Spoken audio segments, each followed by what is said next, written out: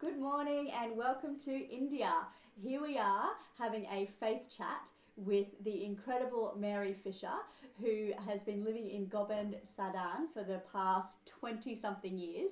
And today we're just going to discover what is Gobind Sadan and also how she ended up here. So, Mary, how did you end up in Gobind Sadan? I didn't know anything at all about this place, but God arranged. I had a near-death experience back when I was 30. I'm 73 now. And I was in a hospital in the United States, and after operation there was a post-operative infection, and my fever was so high that I felt like I probably would die. But there were no nurses or doctors available, so I did the best I could to deal with it myself. So I became very quiet, and I also started praying, which I had never done in a real sense, only prayers that other people had written, but nothing from my heart. And when I became very quiet and started praying, I discovered that the hospital room where I seemed to be alone, I wasn't alone at all. There was a great, great presence with me in the room. Somebody that I couldn't see standing just to the left of my bed. So the nature of that presence was absolute unconditional love, like I had never experienced in human love relationships. It was so compelling, and it just spread and spread. I don't know how far. It certainly filled the room, and beyond that I don't know how far it spread, and I had no idea who that was, but I never wanted to be separated from that loving presence.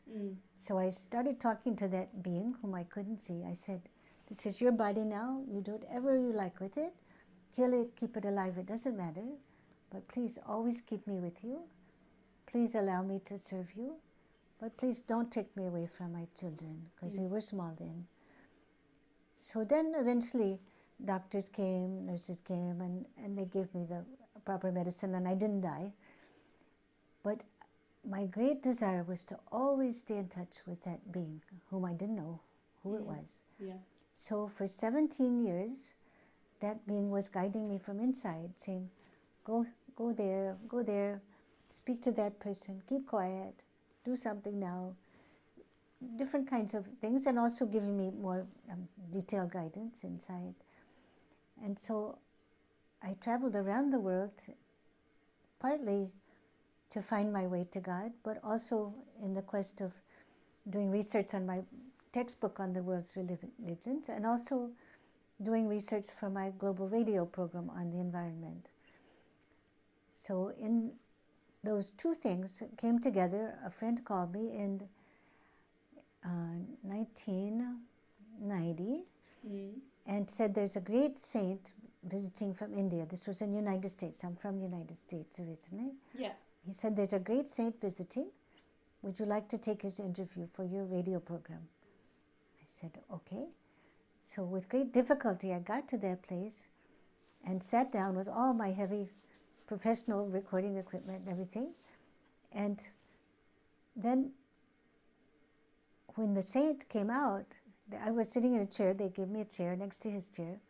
When he came out, when I saw him and when I experienced his presence of absolute unconditional love, I sat on the ground. I couldn't possibly sit next to him in a chair, and so I did the whole interview sitting on the ground, holding the microphone up like this. And I was so taken by him, and in any case, he invited me to come to India as his guest, along with some important men. I wasn't very important, but in any case, in his kindness, he invited me. And when I came here to this holy place, Gobind Sadan, which means God's house without walls, I felt so comfortable here, so much at home. I didn't feel like a stranger at all. So I started living the same way that everybody else lived, because I had asked Babaji if I could write about this place. I really wanted people to know about it, because I didn't know anything about it. I never heard of this place before. Yeah, me neither.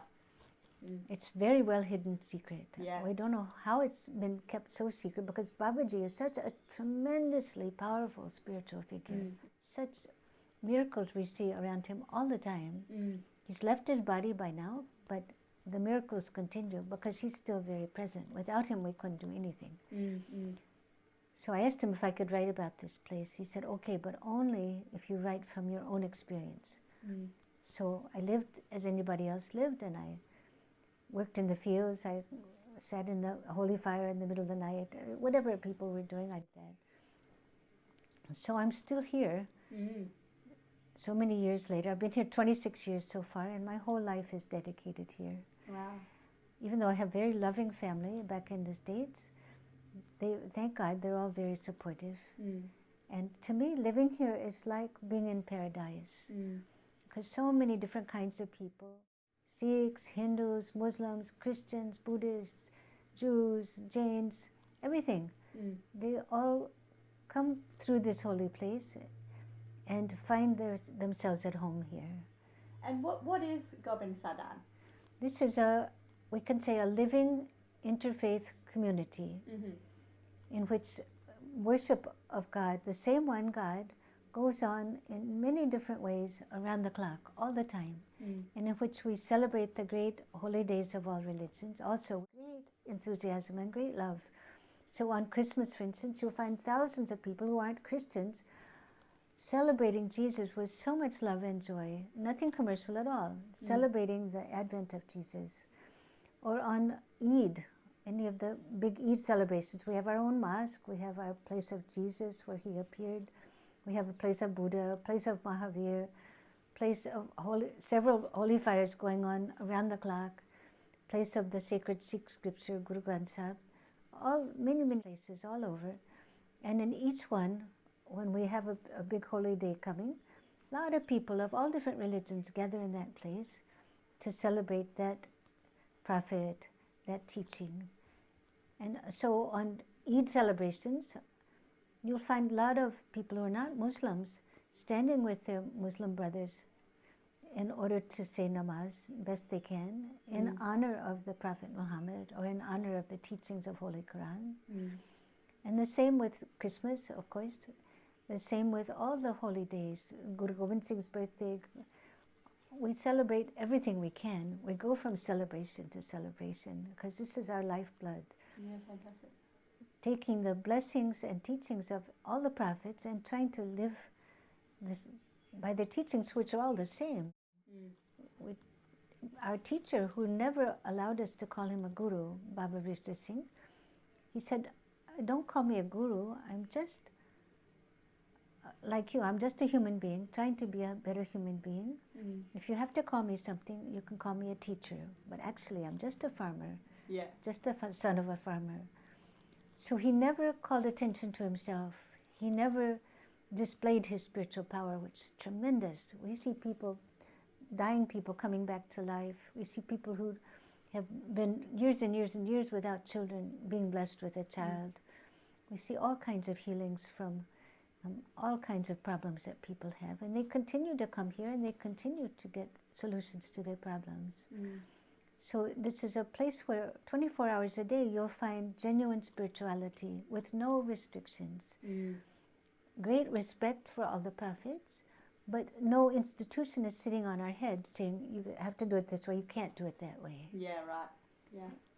Well, I've had an incredible stay here, and it's certainly opened my eyes. And I think maybe the last thing that I'd love to ask you is, why do you think it works? You know, why do you think here in India, on the outskirts of Delhi, all of those people of all of those faiths just live in, like you said, paradise, like absolute harmony together? How do we get the rest of the planet to respect each other like they do here in Gobind Sadan?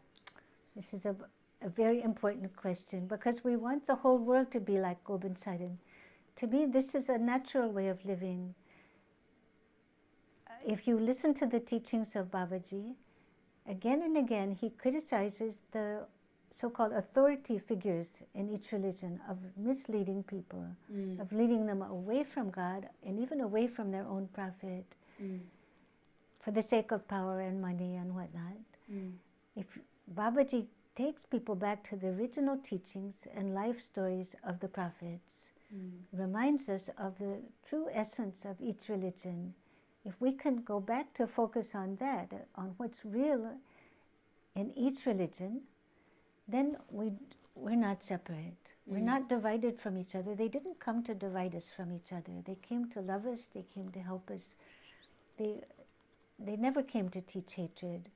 So it's more a matter of undoing rather than doing. Yeah, right. Babaji was here to bring down those walls, not by violence, but just by teaching. The walls that have built up, not by the prophets, not by God, but by human beings, with their incorrect interpretations and their teachings that try to bring people into their fold and to say all the others are wrong. Our prophet is the only correct one, and they put their prophet in a box, in a fort, and then they say everybody outside the walls hasn't got it right, and they're going to hell or whatever. And either we have to save them or we have to regard them as enemies. But this is not religion at all. No. Religion is a matter of love, a matter of drawing closer to God, whom we can't see. The prophets came to help us understand that there's a great power, real wisdom present in the world, and because they were human beings like us, we could focus our devotion on them. We could listen to them like you listen to a beloved parent or grandparent. They were not that thing itself, but they embodied it. And because they were in physical form, we could relate to them. We could feel in their being, we could feel that presence. Yeah, because it was working so powerfully in them. Babaji the same. You know, he was like the presence of God for us. Yeah. But of course he would never allow us to, he wouldn't even let us call him a guru, much less God. Yeah. So, but this is the work of the prophets, is to bring the presence of God, the awareness of God back into our hearts. Wow, fantastic. Well, thank you so much for opening the walls to me and welcoming me in here. And if you're in Delhi, then get yourself down to Gobind Sadan, because Mary will definitely be standing at the door with open arms for you, as will Babaji. That was the Faith Chat from New Delhi.